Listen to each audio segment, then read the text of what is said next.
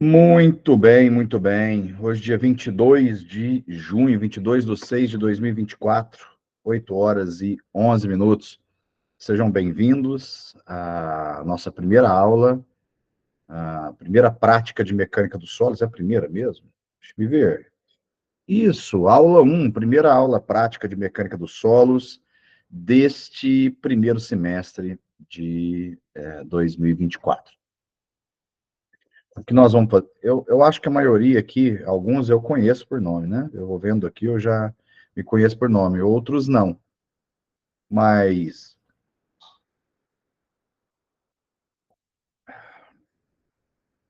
basicamente, o objetivo dessa aula é curricular, né? Os objetivos são cumprimento da carga horária curricular de vocês de prática, o que o CREA exige, o Ministério da Educação e Cultura exige, o CREA exige, então nós estamos batendo essa meta, que seria, né, num processo formal, talvez seria a principal meta, mas a segunda, que é intangível, mas é a mais importante, que é agregar conhecimento, né? Confesso para vocês que a prática de mecânica dos solos, lá no princípio, quando eu estudei, comecei a estudar engenharia, era uma prática que não me apetecia muito, não era uma prática das quais eu tinha mais avidez, assim, por aprender, por conta daquela mentalidade que, prática boa é prática de materiais de construção civil, porque é o que eu vou fazer, e olha como as coisas são, né? As coisas invertem de tal maneira que os maiores desafios que eu tive enquanto engenheiro calculista foram relacionados à fundação, foram relacionados a tomadas de decisões com solos de comportamento totalmente atípicos, e meu mestrado acabou descambando para essa área também. Então, venho aqui hoje fazer com vocês que vocês enxerguem a importância do estudo das características do solo, tá? Mecânica dos solos é uma matéria grande, é uma matéria pesada. Se você for pensar em mecânica dos solos 1 e 2, é física braba. E aqui nós vamos ver ela enquanto laboratório, ela enquanto aplicada, né? Como é que a gente faz para chegar naqueles índices que vocês viram lá na teoria? Como é que a gente acha o limite de liquidez, o limite de plasticidade? O que são índices de plasticidade? O que são os limites de Atterberg? Por que a gente determina a umidade do solo? Aliás, o porquê lá na teoria vocês já sabem, né? Aqui na prática é o como determinar a umidade desse solo, né? Um processo rápido de determinação de umidade. Então, nós vamos começar nessa pegada, tá? Solo, gente, tem que contextualizar, né? Solo é o último receptáculo de carga. O último receptáculo. Tudo que há de peso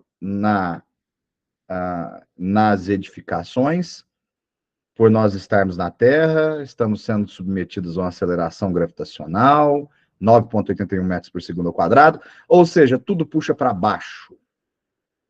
São frases antigas aí, né? Para baixo, tudo te puxa.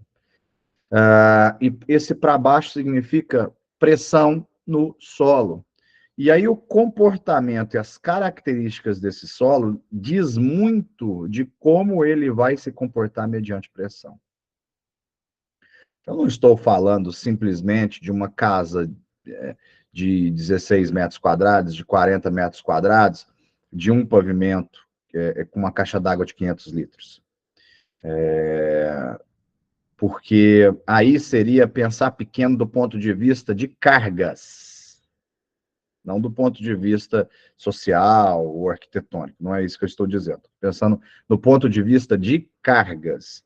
Essas casas normalmente são suportadas por qualquer tipo de solo, por uma sapata corrida ou um radier de 10 centímetros, 8, 10 centímetros de radier. Eu estou falando quando você tem alguns desafios maiores, como edifícios maiores, casas aí, vai, 2 pavimentos de casa, quando você está falando de edifícios, quando você está falando de contenção, muro de arrimo, quando você está falando de barragem.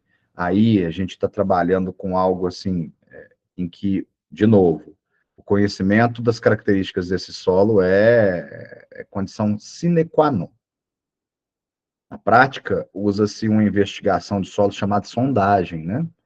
E essa sondagem me dá muita propriedade. Existem hoje, muito graças a dois pesquisadores brasileiros, né? O Decur e o Quaresma, existem muitas correlações, equações empíricas que correlacionam os resultados do ensaio do estandarte com a capacidade resistente desse solo.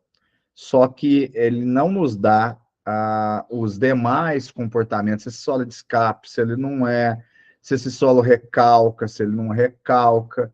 Isso tudo é interpretativo, caso não tenha feito nenhum tipo de ensaio, ou então é de laboratório mesmo, você vai precisar do laboratório para tirar esse tipo de ensaio. Então, grandes obras têm laboratórios de solo, isso é fato. Obras de pavimentação têm laboratório de solos, isso é fato.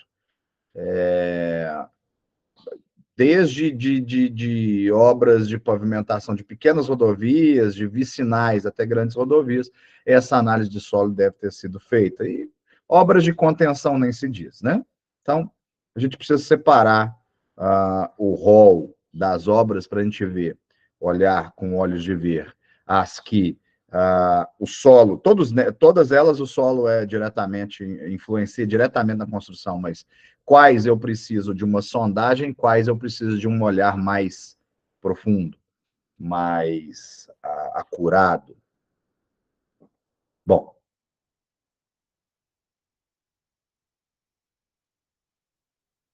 sábado é muito bom, mas ele vem depois da sexta-feira à noite, né?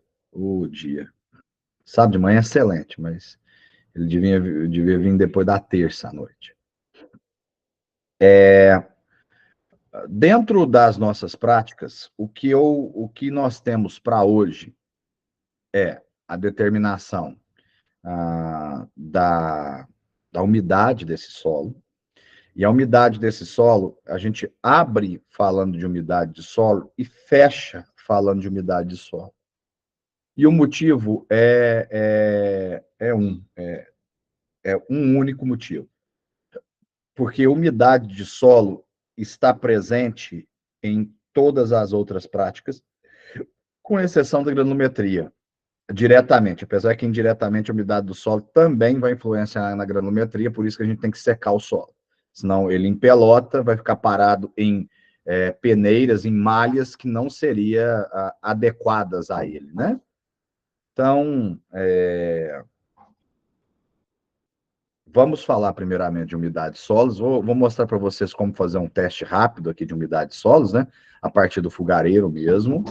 E depois a gente entra falando sobre granulometria, e aí a gente estuda e discute aqui em aula conjuntamente como a granulometria desses solos aliada à água interstical ou à umidade dos solos, como é que ela molda o comportamento desse corpo, tá? Desse maciço terroso. Fechou? Vamos lá, vamos para o primeiro vídeo. Não, falei que a umidade é o primeiro vídeo, falei bobagem. O primeiro vídeo é a identificação tátil e visual do solo. Vídeo curto, rápido, mas importante.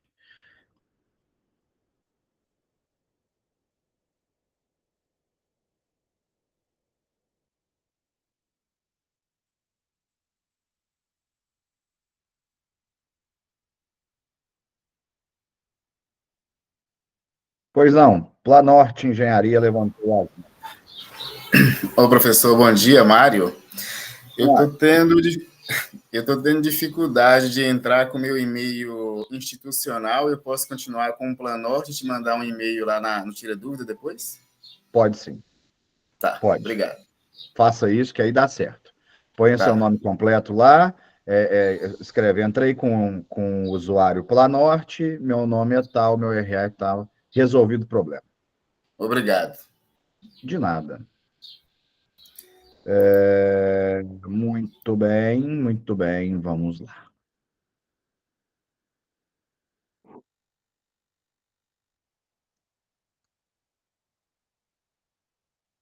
Olá, sejam bem-vindos. Meu nome é Cleverton Costa. Vou apresentar para vocês algumas práticas, nós vamos discutir aqui algumas práticas que servirão para a disciplina prática, claro, de mecânica dos solos, tá?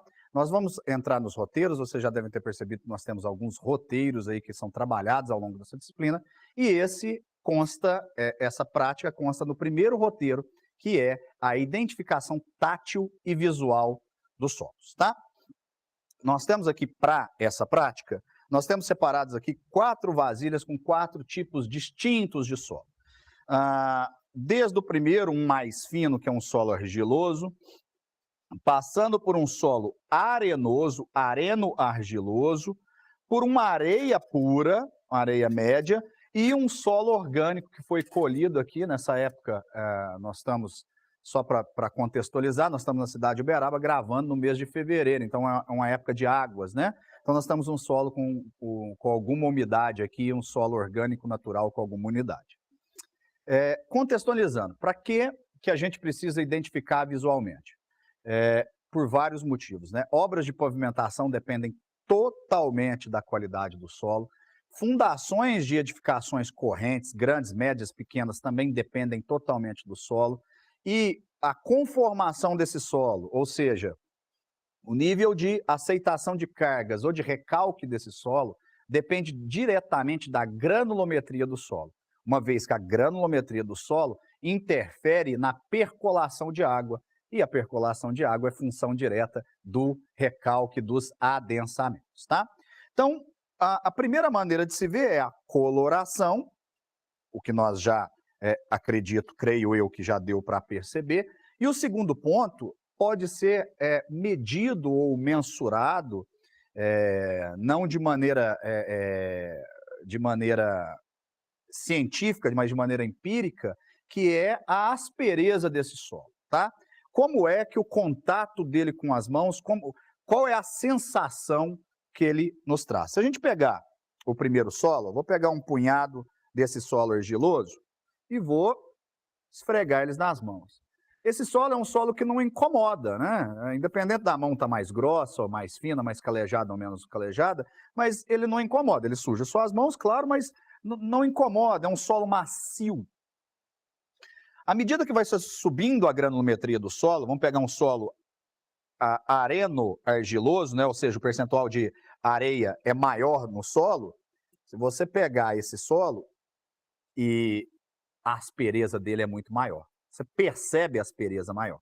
É claro que isso é uma prática na qual você tem que acreditar no que eu falo, mas não é difícil você achar aí na sua região solos caracterizados desta maneira para você perceber. Na hora que eu pego uma areia, eu acho que instintivamente você percebe que ela é a pior delas, né? Ela arranha a palma da sua mão. Então, aí já é uma medida de granulometria. Claro que não é uma medida científica, é uma medida empírica, visual, mas nós já conseguimos verificar a granulometria. Então, essa é a primeira demonstração que eu queria falar para vocês. Lá em fundações, ou na própria aula prática, nós podemos discutir, então, em detrimento, em função da granulometria do solo, qual que é a fundação mais adequada para esse solo? Aí eu pergunto, se eu tenho um solo altamente argiloso, muito fino, que é um solo que eu tenho, além do adensamento imediato, do recalque imediato, eu tenho primário e secundário. Qual é o tipo de fundação mais indicada para esse solo? Seria um radier, que ele aceitaria o recalque? Não, né? Seria uma fundação mais profunda. Para um solo arenoso, qual é a fundação? Dependendo das cargas, uma fundação mais rasa, trabalhar com a sapata, com o radier. Tudo isso vai depender da granulometria do solo e da capacidade de suporte de carga através do ensaio de penetração chamado SPT, Standard Penetration. Mas esse é o assunto lá para fundações. Eu só estou tentando concatenar um assunto a outro para vocês verem que a importância da observação no canteiro de obras, enquanto a gente fala de obras de construção civil simples, é muito grande no que se diz respeito a fundações, tá? O próximo ensaio que nós podemos ver é como a dificuldade ou a facilidade desse solo se desfazer, tá? Nós temos aqui, isso daqui foi feito ontem pelo técnico Luiz aqui no laboratório, com um pouco de água, ele moldou essas pequenas esferas aqui, né? E o que eu quero promover para vocês, a sensibilidade, é de perceber a dificuldade para quebrar esse tipo de esfera. Então, colocou água numa quantidade pequena de arenoso e numa quantidade pequena de argiloso e esperou de ontem para hoje moldar e secar.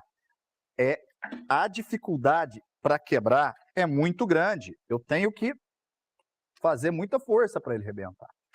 Enquanto, na hora que eu pegar do solo com mais areia, ele é mais fácil. Ó. Veja que ele nem estourou com tanta força, né? Com tanta volúpia. Então, não é à toa que a gente tem aí materiais cerâmicos, né? Que é o chamado barro, que é feito da argila, né? As telhas são feitas de argila. Por quê? Porque quando você umedece, né? Esse solo e depois seca ele em estufa, ele cria uma grande resistência. E essa resistência é característica mesmo do solo da granulometria muito pequena, por conta de algumas ligações químicas que ocorrem entre eles. Tá certo? A próxima verificação que nós vamos fazer aqui é ver como é que ele se comporta, cada um desses solos dispersando na água. Para isso, eu vou pegar algumas pipetas aqui, encher d'água e já volto para mostrar para vocês como é que ele vai se comportar. Bom, voltamos, né? Foi ali pegar uma colher, uma espátula e temos essas 3 provetas aí com água. E o que eu quero que vocês observem aqui não é uma corrida para saber quem dos solos vai chegar primeiro, até porque eu vou colocar eles cada um de uma vez. Eu quero que vocês observem as maneiras diferentes que ele se dispersa na água, tá? Eu vou começar do solo mais fino para o mais grosso, deixando o orgânico para que depois eu faça as considerações finais sobre ele, tá? Então aqui o solo argiloso, vou colocar uma quantidade de solo aqui dentro para vocês verificarem a dispersão. Deixa ele decantar. No segundo frasco, eu vou colocar agora desse solo cuja predominância é a areia. Eu diria que esse solo, pela característica que eu estou observando, é um areno argiloso. Agora, no último solo, a areia pura, uma areia média, areia de construção mesmo, né? Tirada lá pela draga no fundo do rio. Independente do tempo, ó, sem esperar a decantação, o que a gente já percebe? Dá para vocês aí, da esquerda para a direita, né? O último solo que eu coloquei, que foi a areia pura, não é um solo, é a areia mesmo, caracterizada, média, veja que ela quase não sujou a água e foi toda depositada no fundo. Então, o escoamento dela foi muito rápido, né? A deposição dela no fundo foi muito rápida. E, enquanto os outros solos, se a gente perceber, quanto mais grosso o solo, mais rápido ele desce e mais limpa fica a água. Então, veja, a água aqui quase, né, quase transparente, quase da sua cor, sem modificação. Aqui essa água foi contaminada em relação à coloração pelo solo, agora essa coloriu muito mais. Por quê? Quanto mais fina a partícula, mais fácil dela se dispersar na água e homogeneizar, né? Aqui nós temos uma mistura daqui para cá, cada vez mais heterogênea ou homogênea se contar para esse lado, tá? Para encerrar essa prática é rápida mesmo, sucinta, e a ideia dela é despertar muito mais perguntas do que respostas para vocês. As perguntas que vocês deverão se fazer quando é que isso tem importância, onde é que a granulometria se aplica, onde eu tenho soluções melhores em detrimento de uma da outra. Por fim, eu quero mostrar o solo natural, porque normalmente vocês não vão encontrar na obra o solo pronto desse jeito. Isso aqui é um processo que na próxima prática vocês vão entender ela melhor, quando a gente for fazer a granulometria propriamente dita. O solo, ele vem cheio de folhas, ele veio cheio de cascalhos, pelo menos na região aqui que nós estamos. Ele vem com material orgânico, humus, cascalho, folhas, né?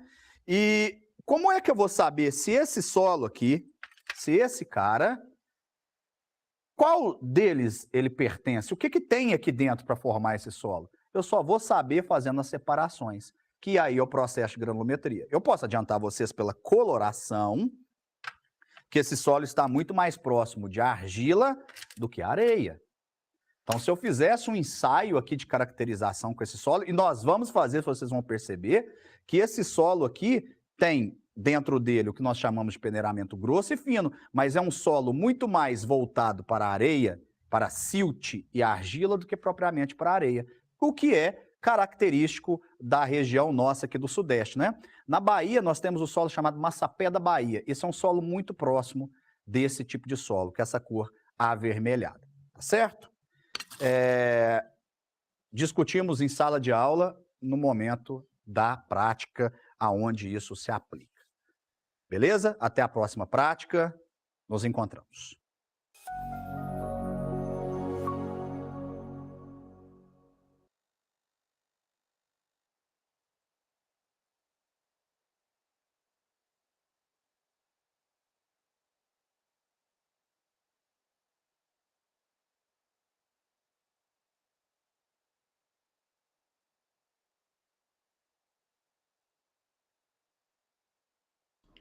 Fechei a janela errada, caí da reunião.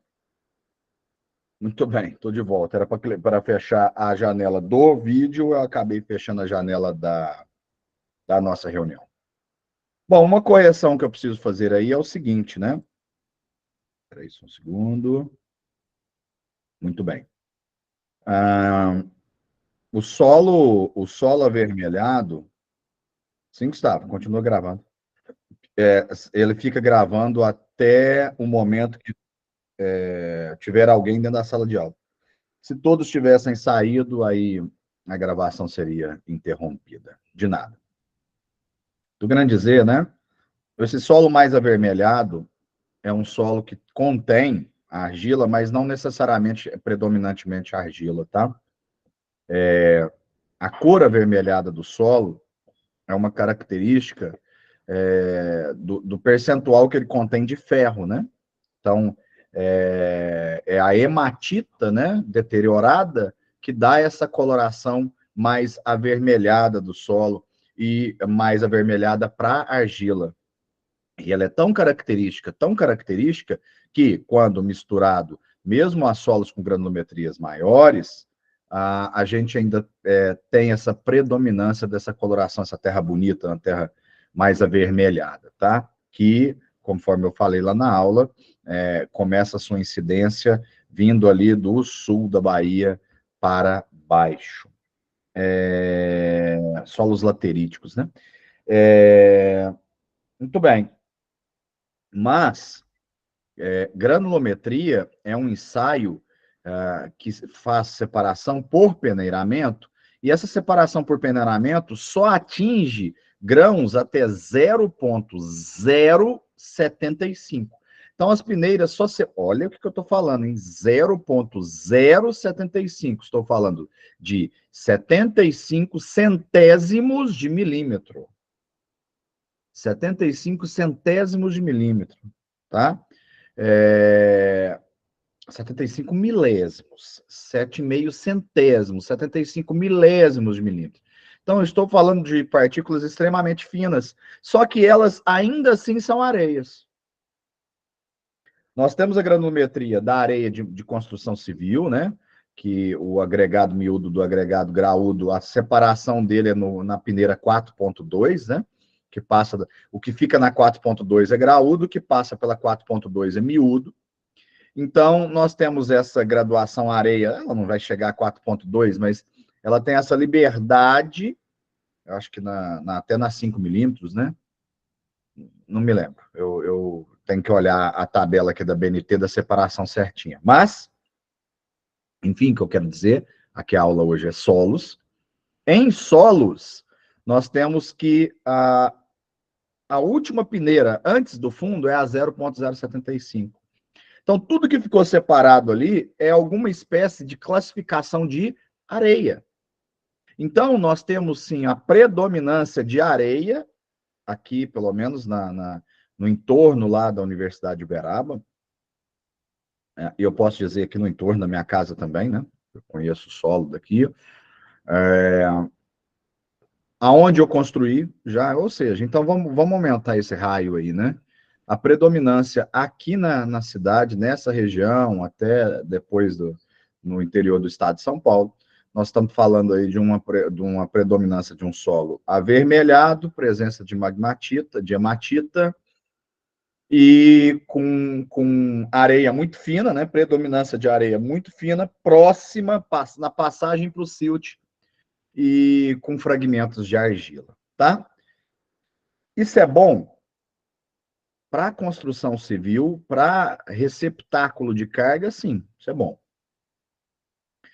Se a areia fosse mais grossa, melhor seria, né? A gente teria menos recalque diferencial, tá? Quanto mais fino o solo, mais ele recalca ao longo da vida útil, né? Se vocês lembrarem, todos aqui já fizeram a mecânica dos solos 2, teórica, que quem está aqui está no currículo antigo. Vocês já fizeram mecânica dos solos 2?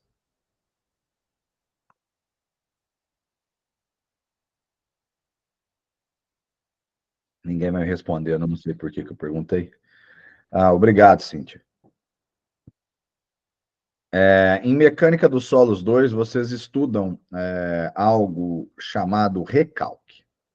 Recalque nada mais é do que o quanto o solo se assenta, vai abaixando mediante um carregamento externo. Você tem que entender a diferença entre pressão efetiva e poropressão para estudar os recalques. De maneira bem singela, né? Porque isso é um estudo para lá. Na verdade, isso no presencial é uma matéria que a gente passa 1 mês e meio falando sobre ela, sobre pressões efetivas neutras e recalques. Então, seria muita presunção minha querer fechar esse assunto em 5 minutos. Mas, basicamente dizendo, o recalque desse solo é função da granulometria e função da umidade. A granulometria, por quê? Solos mais grossos têm um recalque apenas, o recalque de conformação, ou o recalque imediato. Você vai lá, coloca peso nesse solo, as partículas se rearranjam, diminuem o índice de vazios, se compactam e se estabilizam. Solos mais grossos. Solos mais finos, além do imediato, ele tem um recalque primário e tem um recalque secundário, que é, inclusive, uma fórmula matematicamente falando, é um log, é um logaritmo. Por quê? Porque ele nunca cessa, só que ele perde intensidade e ele continua quase nulo. Se vocês lembrarem da curva logarítmica, ela não toca o eixo horizontal, né? Ela nunca fica horizontal plenamente. Ela sempre tem uma pequena curvatura, mas ínfima. Ou seja, o recalque nunca cessa. Ele continua para todo sempre, só que numa escala assim de milésimos de milímetro. Mas o que isso oferece ao longo dos anos de uma estrutura? Oferece trincas, modificações, se ela for diferencial. Por exemplo, você fez uma fundação rasa, sapata, num solo extremamente fino. Não é uma solução que eu apresentaria para um cliente jamais. Bateu na sondagem. Até o 3º metro, predominância de solo argiloso, com pouca compacidade. Mas dá para fazer sapata? Não, não dá. Já mandei até por escrito, dizendo que eu não recomendava, mas se a equipe de engenharia dele quisesse que fizesse, era para uma construtora, eu faria o cálculo, mas eu me guarneceria. E por quê? Porque lá no seu primeiro ano de estrutura, talvez não seja o problema. O problema é como isso vai se comportar ao longo dos anos. Tá? Então, um pilar vai recalcar mais do que o outro, você vai imprimir nas vigas um esforço pelo qual elas não foram calculadas por esforço de recalque, as deformações começam a ser diferentes das deformações que você modela, ou seja, tudo é possível se calcular, tá? Inclusive como uma estrutura se comporta mediante um recalque. A questão é, se você for imprimir recalques exacerbados na hora do cálculo da estrutura, ninguém aguenta pagar concreto e aço se você for sempre levar para a pior situação. Então, o calculista ele tem que modelar uma estrutura plana através do princípio de Bernoulli, que depois dos efeitos ela continua sendo plana. E para isso, você tem que contar que a fundação ofereça pouco recalque. Senão, tudo que foi planejado antes, tudo, porque o calculista, ele enxerga da onde? De cima para baixo, ao contrário da hora de você fazer a obra, né? Você começa de baixo para cima. Como o calculista ele tem que calcular os esforços começam lá da comieira do telhado até na fundação. Então, tudo aquilo que você supôs estático, se o solo começa a se mexer, já era. Vocês já devem ter visto vídeos aí por internet, por redes sociais, por jornais, nessas ocorrências no sul da Turquia, no leste da Turquia, na Síria, na Cisjordânia, em que esse pessoal, além de passar toda a desgraça que a guerra pode passar, também tremores de terra.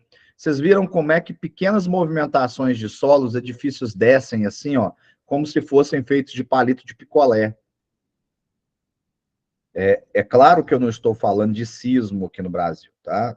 Eu estou falando do recalque natural e adensamento natural desse solo, tá? Então, muito importante conhecer a granulometria. Só com mãozão, igual eu falei lá, pegar só o mãozão e esfregar? Não, claro que não. Mas aquilo lá é um indício. Eu não falei no vídeo, fiquei muito atento para tentar não ser redundante. Aquilo lá é um indício para você saber o começo. Por exemplo, se eu tenho um solo mais áspero, mais grosso, a norma, é difícil falar isso, né? Eu estou gravando e está dentro da academia, vamos lá. A norma fala que eu preciso, a norma de prospecção, ela fala que eu preciso, para cada 200 metros quadrados, pelo menos um furo de sondagem. Não sou o Clever, não é o Cleverton que estou falando. É a norma que reza as sondagens. E que, no mínimo, 2. Isso não é de terreno, não, tá? Isso é de projeção de construção. E nem é área acumulada, tá? Eu estou falando na sombra que ela faz no chão, é a projeção. 200 metros quadrados de projeção, 2 sondagens. Para cada 200 metros quadrados a mais uma sondagem. Então, no mínimo, se faz 2. E aí eu ia falando assim, é isso que eu me corrigi, falando uma só, mas por vezes você acaba fazendo uma sondagem só. Por quê?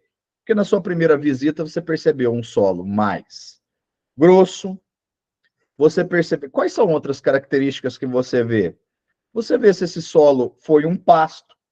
Você pega num loteamento onde era um pasto. E aí não teve tanto aterro, teve mais corte do que aterro. Opa, esse solo, ele foi, ao longo dos anos, se compactando. Vaca passou ali, bichos passaram ali, se foi pasto, né, gado.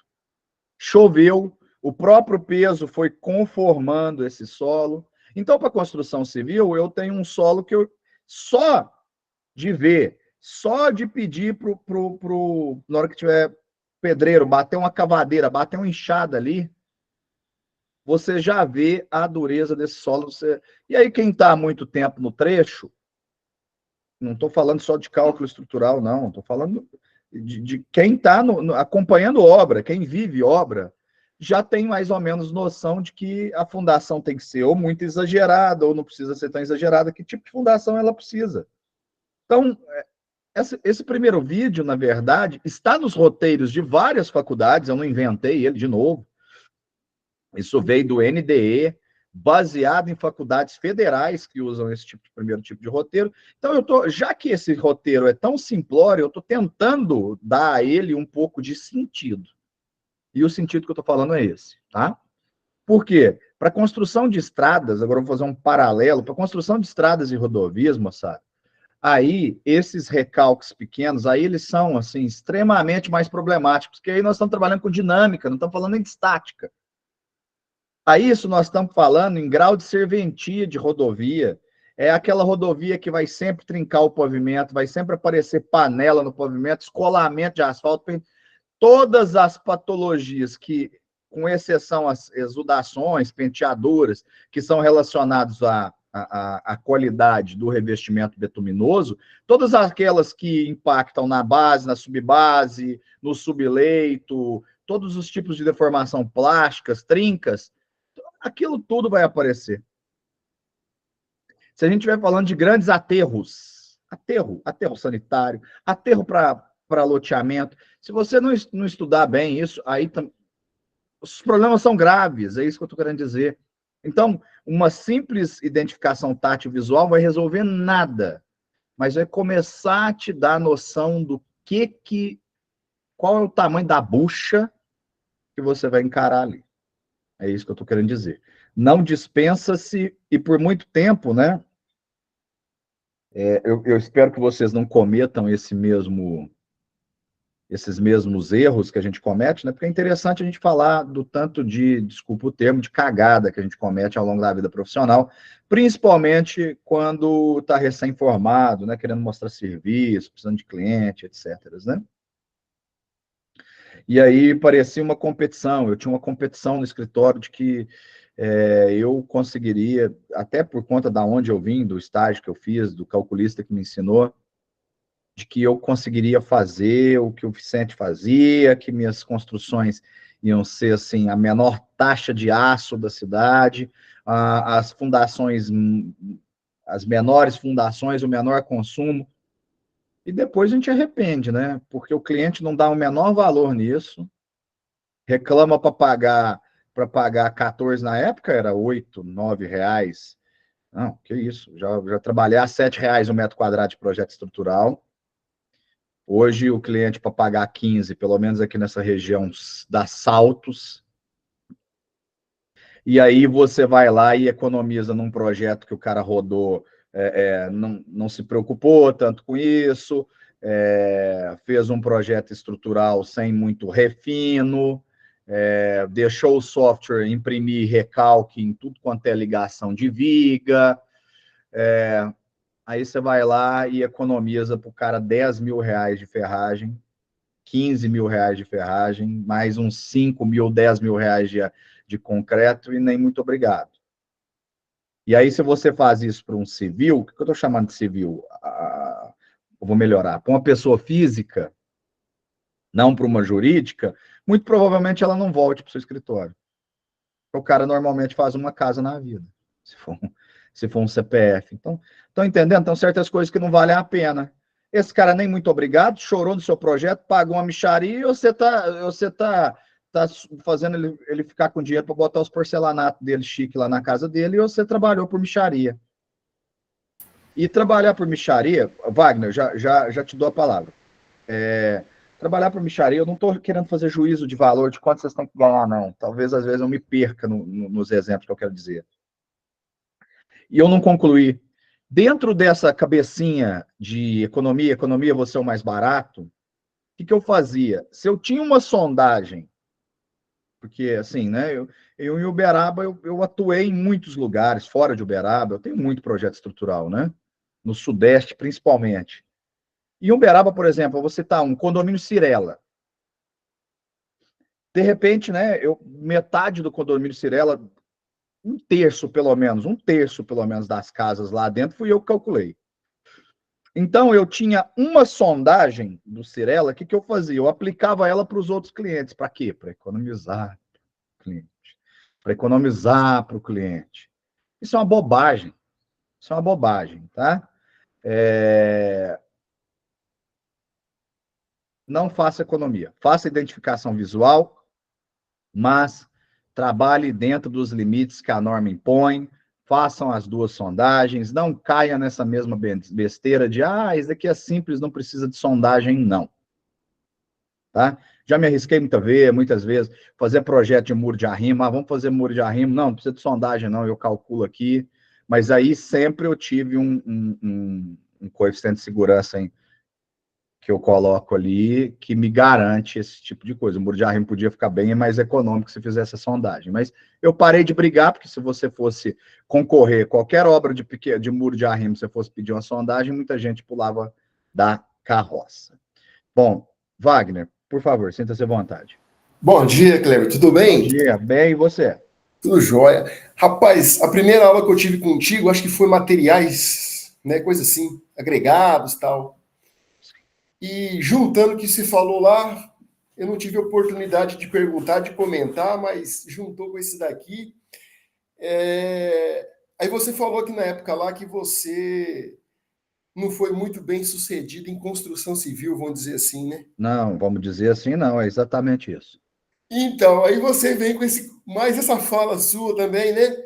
Rapaz, eu estou fazendo essa engenharia civil pensando em construção, porque eu sou engenheiro eletricista, sabe? Certo. Eu estou querendo sair fora desse mundo corporativo que só te dá pressão para tudo quanto é lado. Certo. Rapaz, eu estou quase revendo meus conceitos, hein? Não faça isso, pelo amor de Deus, não faça isso, não faça isso. É porque, assim, todo mundo tem um grau Tem sempre os entusiastas, e eu sou entusiasta da engenharia, como você já percebeu, eu amo engenharia. Só que eu cometi erros, e quando eu falo assim, eu falo dos erros que eu cometi, eu me despi desse tipo de...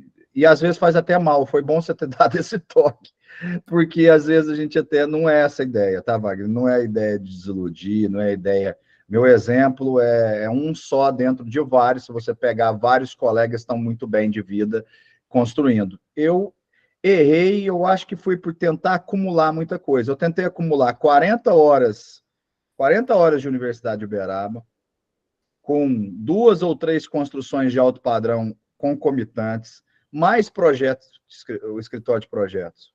Entendi. Eu não fazia nada bem feito. Nada. Não fazia nada direito, né? Eu fico pensando, né, cara? Querendo ou não, um curso EAD não vai te dar uma base que você teve aí. E, né, se for fez até mestrado. Beleza. Aí eu tô me colocando assim, né, cara, no último ano de faculdade de elétrica, né? Máquinas elétricas, o professor lá. Aí, no final do ano, todo mundo já, né? Doido para colar grau. Aí eles falaram assim, cara, se você estiver pensando que vocês vão ganhar dinheiro fazendo projeto de redes, né? Cara, rede não dá dinheiro. Imagine, um roceiro monta uma rede, só que é cerca. Vocês vão montar só na vertical, na horizontal, né? Cara, que ela foi. Pô, professor, 5 anos de faculdade aguentando a pressão. Você me contar isso no último período. No último dia, cara, porra. Mas tá valendo. É foda. Mas assim, como é que você ganha dinheiro com projeto hoje? Tem escritórios aqui em Uberaba que estão bem. O meu teve bem por algum tempo. O meu, ele chegou é porque eu tinha mais 2 sócios, né? O meu chegou a fazer bruto por mês aí, seus 18, 19 mil reais por anos, no plural. Uns 3 anos ele fez isso por mês. É que aí você tira um, tira outro, tira sócio, tira... na hora que você vê, não pagou as contas, né? Isso. Então, por isso que sempre tinha outra coisa. Então, e outra coisa que eu falei enquanto projetista, não aprender a dominar o software. Não é ser apertador de botão, não. Porque tinha muito concorrente, tudo no passado, eu abandonei o cálculo estrutural. Eu faço algumas coisas agora só quando é mamão. Só quando eu vejo que é assim, filézinho, galpão, o laudo, só quando é coisa filé mignon. Eu parei de comer costela. Apesar que costela é muito bom, né? Eu parei de comer ossobuco. Vou melhorar. Agora eu tô de roer o osso, né? De roer o osso. Agora eu tô só no filézinho. Tem muito apertador de botão. que é onde eu fiz essa reclamação, que o apertador de botão, ele não refina o cálculo, ele joga aquilo ali, o que o software deu, cara, deu.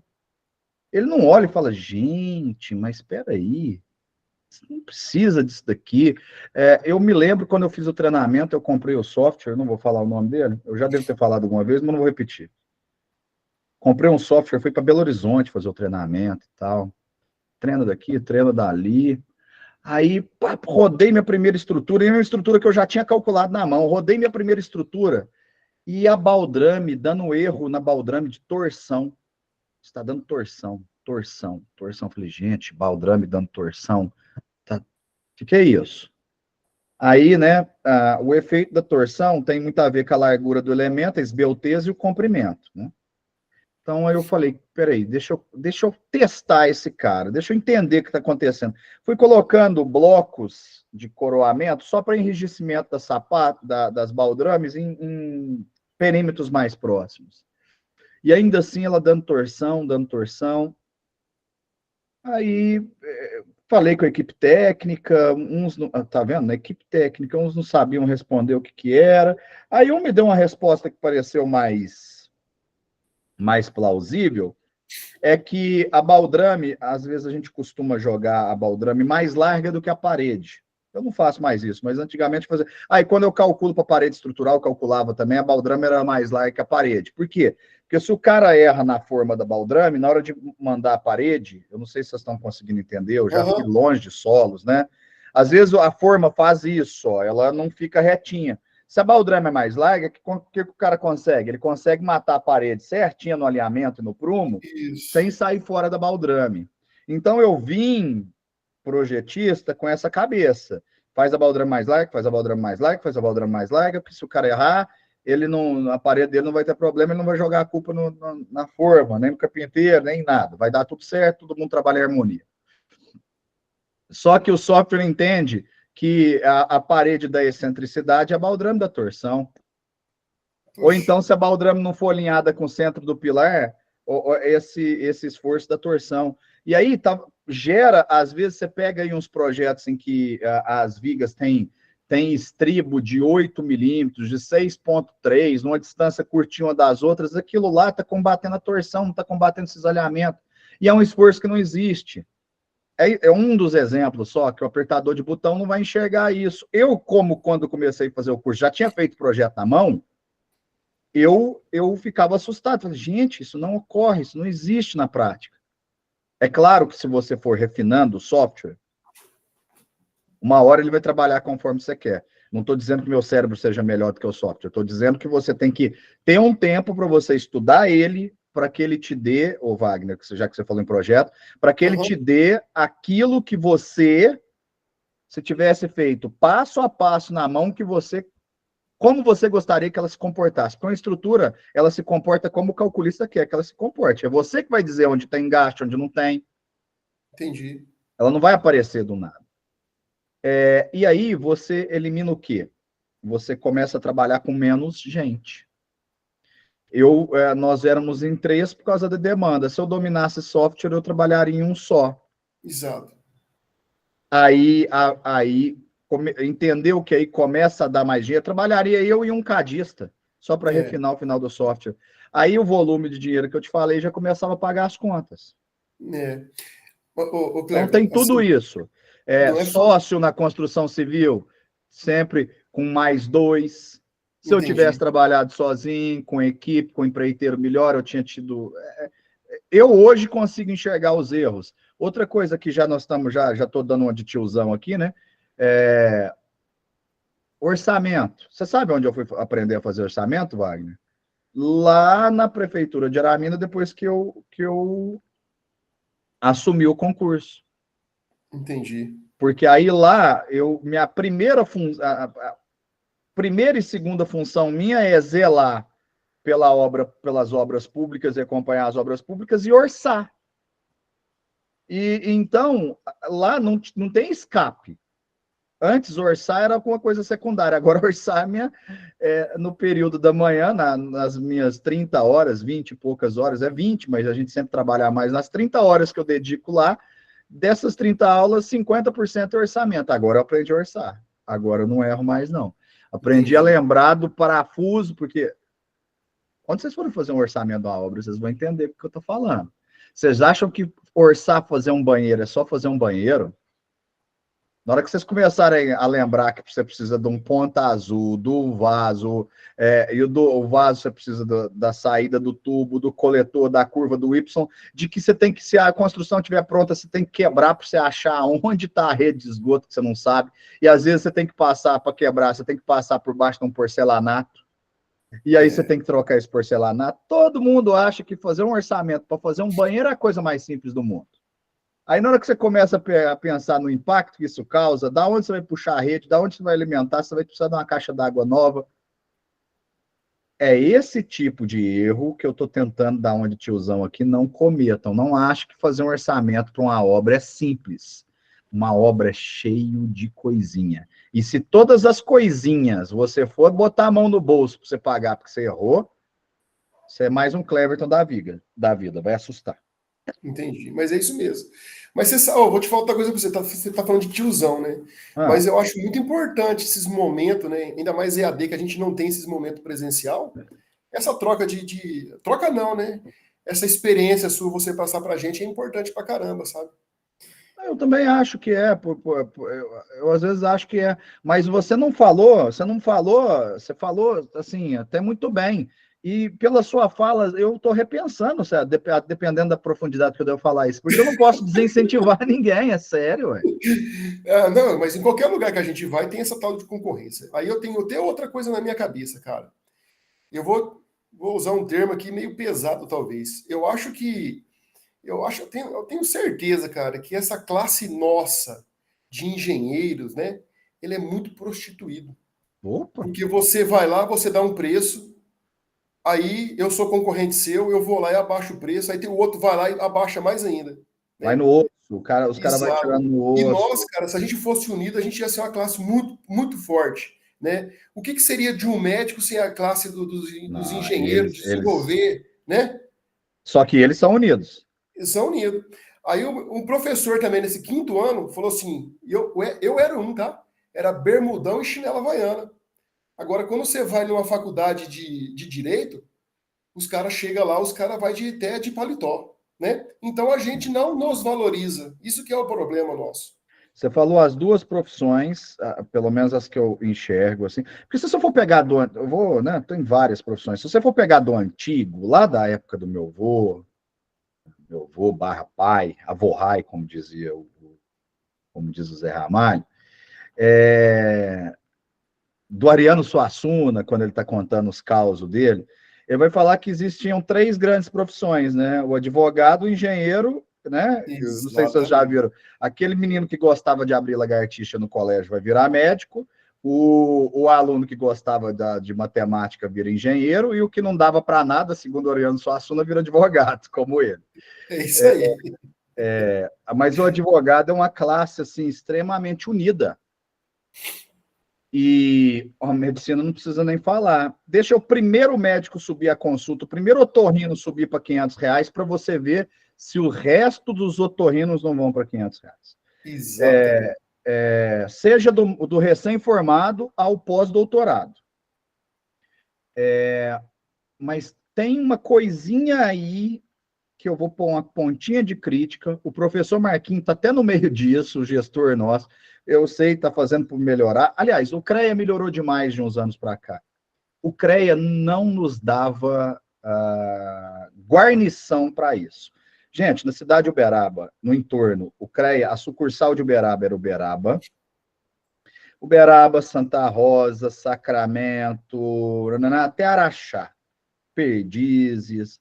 Uberaba hoje está com 350, 360 mil. Se a gente pegar essas cidades aí, a gente vai falar pelo menos de uns 600 mil habitantes. O CREA tinha dois carros com fiscal volante para olhar a obra aqui nessa região. Aí, meu amigo, é engenheiro também passando fome, porque, segundo o regimento do CREA, que está na Constituição Federal, a obra tem que ser, o conselho é instituído para que o conselho regimente esse tipo de coisa. Se o CREA é ativo, para você fazer uma caixinha de cachorro, você tem que ter uma placa. Se o pessoal percebeu que tem uma obra, tem que ter uma placa de um engenheiro responsável. Aí começa a ter mais para o engenheiro fazer e ele começa a ter que se prostituir menos. Exato. O termo Agora, prostituição vem da... Se a gente for pegar isso, né? Diga, Wagner. Adalcimar, já deixo você... assim, outra coisa que eu acho um absurdo no CREA, cara, por exemplo, qualquer outra conselho de classe, né? Vão no advogado, vão no médico. O cara tem que pagar lá uma taxa anuidade. É baixa ou não, pagou. Agora, nós ainda, cara, além de pagar anuidade, todos os seus projetos, todas as suas obras, você tem que recolher uma RT. Quer dizer, eles têm grana pra caramba para ajudar a gente, né? Fazer a fiscalização e retornar pra gente, pô. É o Mas conselho mais rico do Brasil. Conselho mais rico. Eu tenho 2 bons amigos. Um deles é um grande amigo meu, o Fredinho. Formou-se em medicina, terminou psiquiatria, está lá cuidando de gente igual eu, que precisa mais do que nunca de ansiolítico. E aí, uma vez a gente tomando cerveja, ele veio reclamar, porque, pelo amor de Deus, com esse conselho e tal. Essa época eu entendo ele, estava fazendo a especialização que eles chamam de residência, né? E a residência ganha pouco, e os custos dele eram altos, e ainda tem que pagar o conselho, o CRM, ele reclamando que paga 1.200 e alguma coisa. Eu falei, beleza, você paga 1.200, eu pago 600. Só que se eu somar o que o escritório anota de RT de R$101 por mês, por projeto que a gente entrega, se a gente entrega 3 projetos por mês, que era o que a gente entregava pelo menos, são 300 vezes 12. 300 vezes 12, a gente está falando de quanto? 3.600? Mais os 600. Então, estou falando de 4.200. 4.200. 4.200. Pensa nisso. CREA ganha dia demais, mas demais. Muita grana, cara. Muita grana. Ele tinha que prestar conta para nós, eu acho, tá? Tinha. O CAL também ganha muito dinheiro, porque o CAL é a mesma coisa, os arquitetos também. É desmembramento, né? Muitos ainda ficaram no CREA, mas a grande maioria debandou para o CAL. Tá certo, o que eu não duvido, não. Bom, vamos continuar. Muito obrigado pelos seus comentários, viu, Wagner? São muito pertinentes. O Adalcimar fala assim, Cleverton, desculpe, o que foi, Adalcimar? Por quê? Não entendi. Ele fala que aula com conhecimento pessoal, excepcional, enciclopédia viva. Ah, tá, é porque você errou meu nome, entendi. Que gênio, quem sou eu? Coitado de mim, mas a gente tenta. Valeu, Lucas, é isso. O que eu achei, Mário, do desmembramento?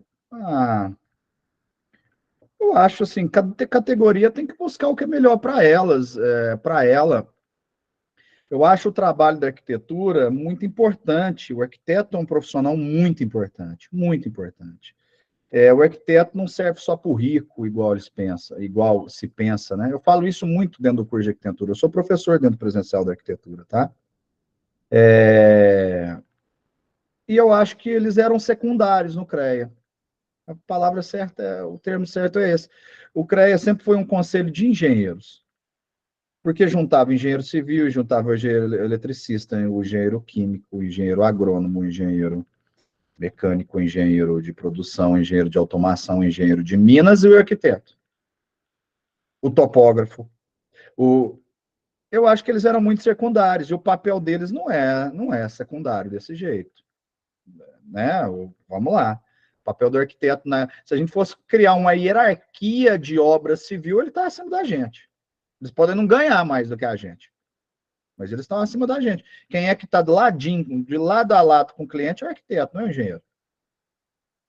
O engenheiro está tomando bronca, o arquiteto está dando sugestão, palpite. O arquiteto está lá, ficou ruim, vai lá. Eu acho que quem vende é o arquiteto, não é não? Exatamente, exatamente. E o engenheiro está tomando lapada. Bota o trem de pé. Exatamente, se vira e faça. Você vai lá olhar o MASP, você lembra a Lina Bobardi, fez o prédio com 70, de pendurado em 70 metros de mão livre. Quem que foi o engenheiro que fez o MASP? Nem eu lembro. Eu Ninguém tenho sabe. aqui anotado, nem eu lembro. Ah, Brasília, Oscar Niemeyer fez a Catedral de Brasília. Quem que foi o calculista que fez aquilo tudo para ele? Ninguém sabe. Ninguém sabe. A questão é sempre.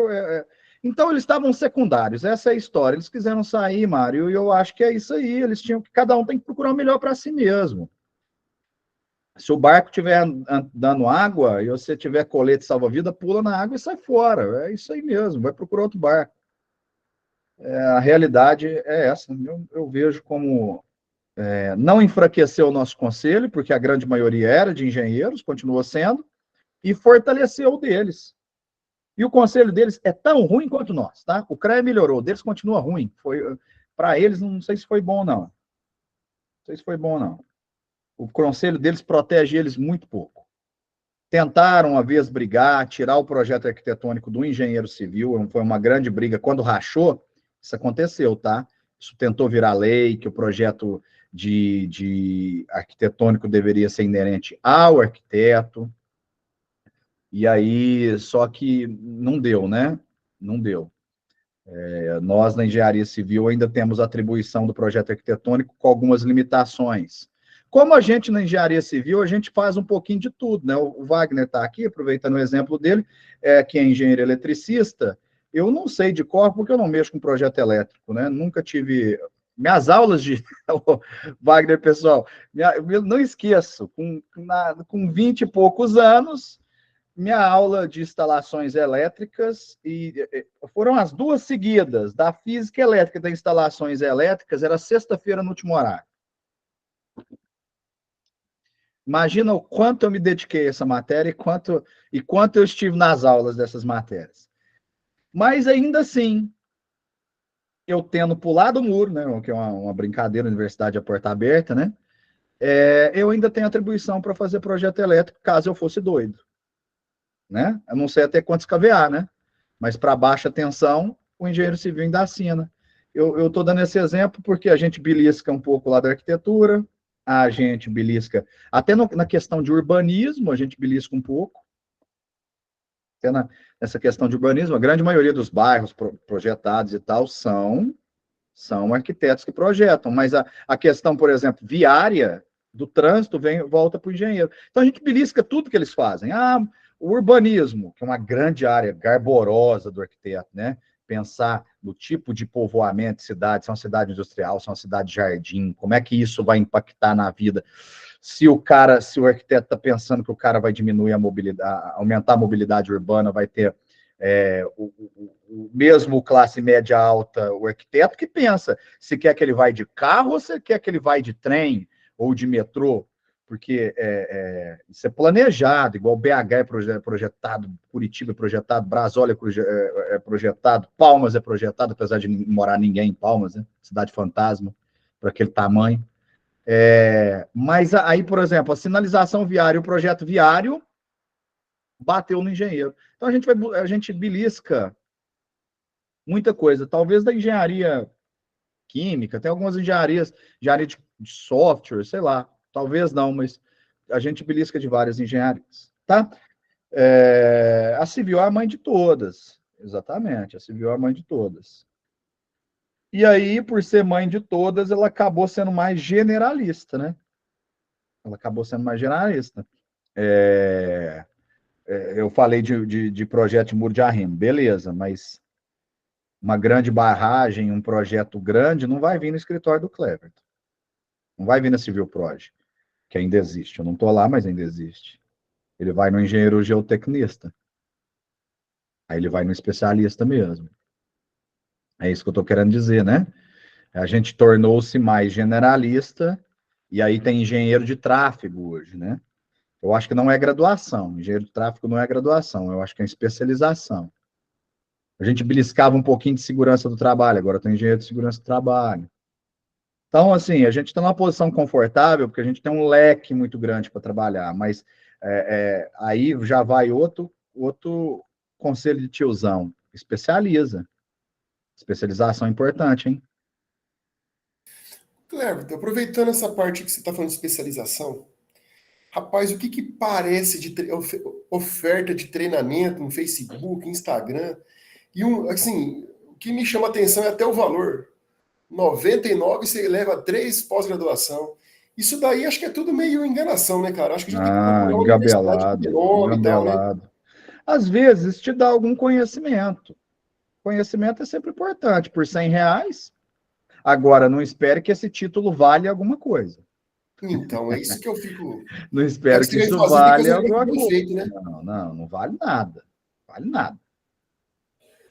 Chancela de ninguém, não vale nada, nem ninguém na fila do pão. Mas, às vezes, isso te dá um conhecimento, o cara fala um negócio, pá. Tem um curso no YouTube, eu vou dar um exemplo paralelo a isso, Wagner. Tem um curso no YouTube, o cara chama O Calculista de Aço, o canal dele. Quem quiser achar no YouTube aí, eu não sei se ele tem outras redes sociais, porque, gente, eu não tenho rede social. Eu tenho WhatsApp e só. O Calculista de Aço. O que eu aprendi com esse homem? Com bobagem, ele cobra bobagem.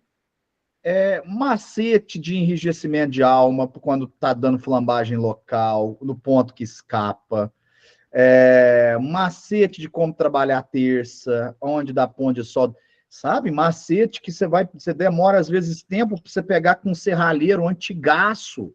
Um cara que está mexendo com estrutura metálica antigaço. Meus projetos de galpão, eu dei um upgrade assim gigantesco. Não sei nem quem que é ele. Tem um canal no YouTube, tem lá, eu não sei. Esse canal deve existir ainda, porque esse canal dele tem mais de 10 anos.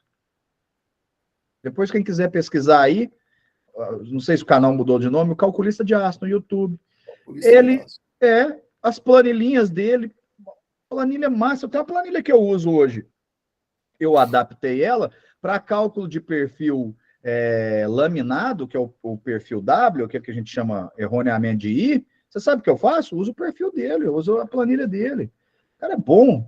Então, tem essas coisas assim. Só que se ele me assinar o que eu estou querendo dizer é o seguinte, Wagner, se ele me assinar qualquer papel dizendo que agora eu estou especialista em metálica, porque eu fiz o curso, não vai valer de nada, é isso que eu estou dizendo. Mas Entendi. a expertise dele me valeu. Legal. Professor, diga, Lúcio. pegando um gancho aí no contexto de especialização, você falou na aula ano passado que eu fiz, eu estou repetindo novamente, a questão de investigador de patologia. Como é que está o cenário, se isso só está no início ou tende... Está no início ainda continua no início, né? As coisas aqui no Brasil ainda demoram demais para evoluir. Eu tenho um aluno, Diego Antunes, não lembro o sobrenome, que está formando agora, está fazendo concreto armado comigo no último período, lá no presencial, e tem uma aluna, a Maria Eduarda Longuin, que está trabalhando com patologias. Então, tem duas pessoas que eu conheço que trabalham nessa área. Um quer trabalhar, está começando agora, e a outra trabalhando. Então, assim, ainda está engatinhando, ainda tem pouca concorrência, e ainda não virou lei, né? Isso não está latente, a obrigação da vistoria periódica, a obrigação da investigação periódica. Isso, quando eu comentei com você, isso era uma notícia fresca lá da Câmara do CREA, né? Dos internos, porque, só para você entender, o gestor do presencial chama Luiz César de Oliveira, gestor da engenharia presencial, que é irmão do Marco Antônio de Oliveira, que é o gestor de vocês da engenharia EAD. Então, no presencial, o gestor é um, o irmão do outro, do EAD. E aí, a universidade manda sempre um representante. O representante no CREA do Triângulo Mineiro era o Luiz César. E aí passou, eu acho que são 2 mais 2 ou 4 mais 4 anos, não sei, eles vão poder falar isso melhor. Ele virou suplente, o Marquinhos alçou. Então, minhas informações são de dentro do CREA. Por quê? Porque ele contava, né? E eu não estava sabendo disso. Então, quando ele falou, olha, o CREA está escrevendo, vai para virar projeto de lei, e isso vai virar lei. O sentimento dentro do CREA é que isso vai virar lei. Só que até hoje o sentimento continua só no sentimento, Lucas. Entendi. Mas é uma área que eu boto uma fé que é uma área que vai expandir, vai dar um boom, porque existe um termo no mercado que chama demanda represada, né? O que é uma demanda represada? O pessoal às vezes nem sabe que tem aquilo lá que é uma necessidade. Na hora que vira a lei que cai na real, poxa, o prédio pode estar caindo. Os condôminos todos vão querer que o condomínio abarque isso, que vai fazer uma inspeção.